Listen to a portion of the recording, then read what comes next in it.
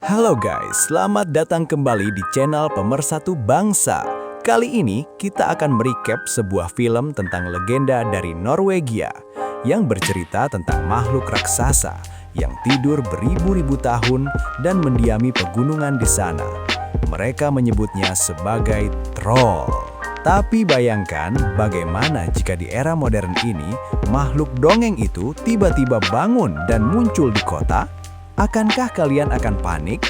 Atau apakah kalian akan malah merekamnya sambil joget-joget kayak di aplikasi TikTok? Oke lah, mending oge kita langsung aja ke alur ceritanya guys. Tapi sebelum itu, siapkan mental rebahan, cabut dulu casan, dan mari kita mulai!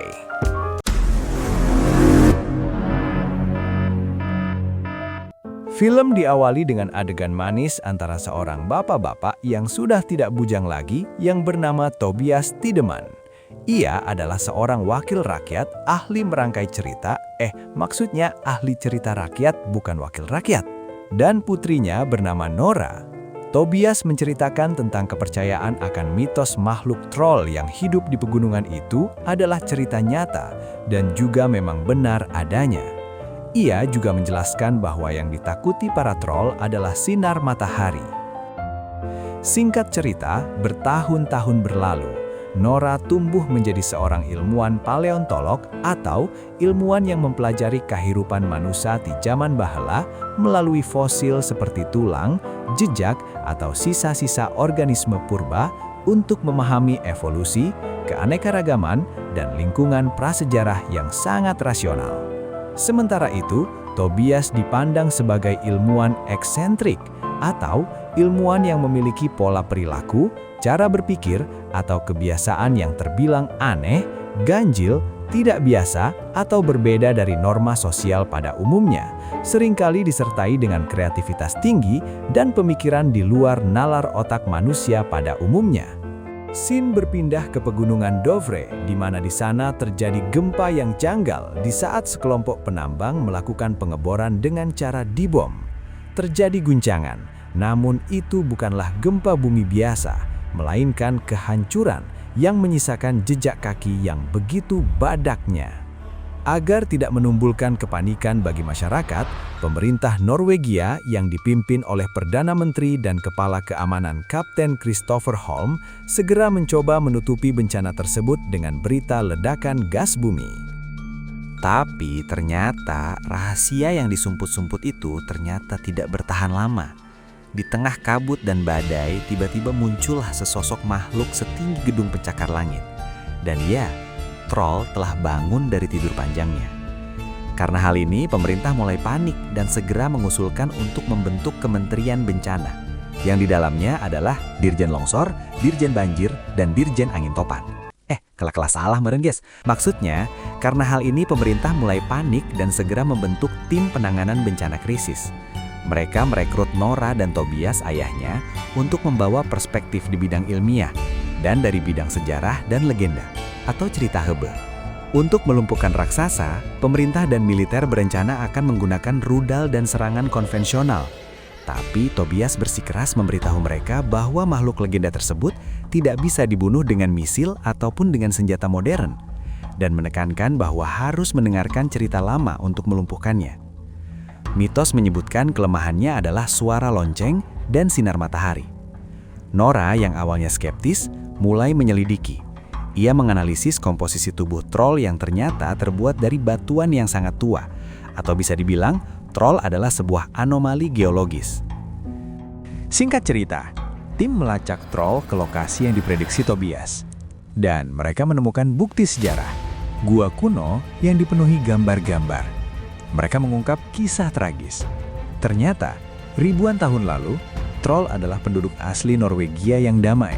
Namun, Raja Kristen Norwegia, Raja Olaf, memutuskan untuk memusnahkan mereka. Bahkan Raja Olaf menyebut kaum troll sebagai iblis. Raja Olaf membunuh dan menyembunyikan sisa-sisa troll di dalam gua. Troll yang kini hidup adalah salah satu dari troll terakhir.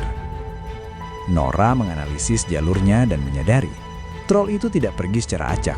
Ia menuju ke Oslo, tempat istana kerajaan berada.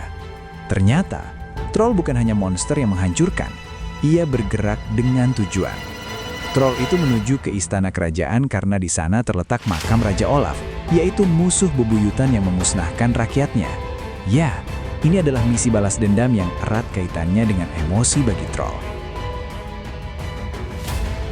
Karena pemerintah mengetahui ancaman ini, mereka mengeluarkan perintah evakuasi besar-besaran. Tetapi sayangnya, tidak ada waktu yang cukup. Troll yang bernama Nidaros itu diperkirakan akan tiba di Oslo pada malam hari. Lalu militer mulai panik dan menembaki makhluk itu dengan peluru dan rudal. Tapi itu sia-sia. Kulit troll itu terbuat dari batuan purba yang keras. Lalu Tobias mencoba menenangkan sang troll. Namun karena militer yang sedang dalam keadaan panik, Tobias justru terhempas secara tidak sengaja saat troll menyerang mobil baja militer. Dan Tobias pun ngantunkan. Sebelum menghembuskan napas terakhir, Tobias memberikan petunjuk terakhir pada Nora. Ia berkata, "Ingat istana, ingat sejarah." Lalu troll bergerak menuju ibu kota Oslo. Kenapa? Apakah dia ingin menguasai dunia? Atau apakah ia akan memusnahkan para penguasa yang suka korupsi di Konoha? Nora mulai menggunakan kemampuan berpikir kritisnya. Dia meneliti arsip lama mendiang ayahnya yang isinya tentang kerajaan dan menemukan fakta pahit. Oslo dulunya adalah kediaman para troll. Kerajaan manusia di masa lalu membantai keluarga troll dan membangun kota di atas tanah mereka. Troll ini bukan sedang menyerang, dia sedang pulang untuk menuntut haknya. Pemerintah yang mulai putus asa berencana menjatuhkan bom nuklir di tengah kota Oslo untuk membunuh makhluk itu. Nora tahu itu akan menjadi bencana besar bagi manusia. Dia harus mencari cara lain. Dari catatan ayahnya, dia menemukan dua kelemahan utama troll. Mereka sangat benci suara lonceng gereja, dan mereka akan berubah jadi batu jika terkena sinar UV yang kuat.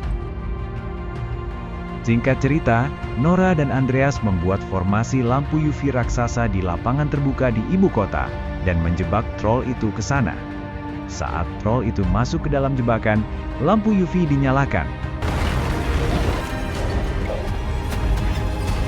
Makhluk itu meraung kesakitan. Tubuhnya perlahan mulai mengeras kembali menjadi batu. Nora melihat kesedihan di mata makhluk itu. Dia menyadari bahwa troll itu adalah yang terakhir dari jenisnya. Lalu dia mencoba mematikan lampunya dan mencoba menyelamatkan makhluk itu. Tapi itu sudah terlambat. Matahari fajar mulai terbit dari balik ufuk timur. Cahaya matahari alami menyentuh kulit sang troll, dan dalam sekejap, sang Raja Gunung membatu selamanya. Ancaman telah berakhir, tapi tidak ada kemenangan yang terasa manis di sini. Manusia berhasil bertahan, tapi kita juga telah menghancurkan satu lagi sisa dari keajaiban alam masa lalu. Dan tamat. Film ini mengajarkan kita bahwa seringkali sesuatu yang kita takuti hanyalah korban dari keserakahan kita sendiri. Pesan yang bisa kita ambil dari film ini adalah, seringkali sesuatu yang kita genggam terlalu erat karena takut kehilangannya adalah sesuatu yang justru membuat apa yang digenggamnya hancur atau melarikan diri. Kecemasan adalah bunga atas hutang, masalah, yang mungkin tidak akan pernah terjadi. Namun, bunganya justru menghabiskan modal keberanian kita hari ini. Saya mewakili tim yang bertugas di studio mengucapkan terima kasih sudah menonton, dan sampai jumpa di film selanjutnya.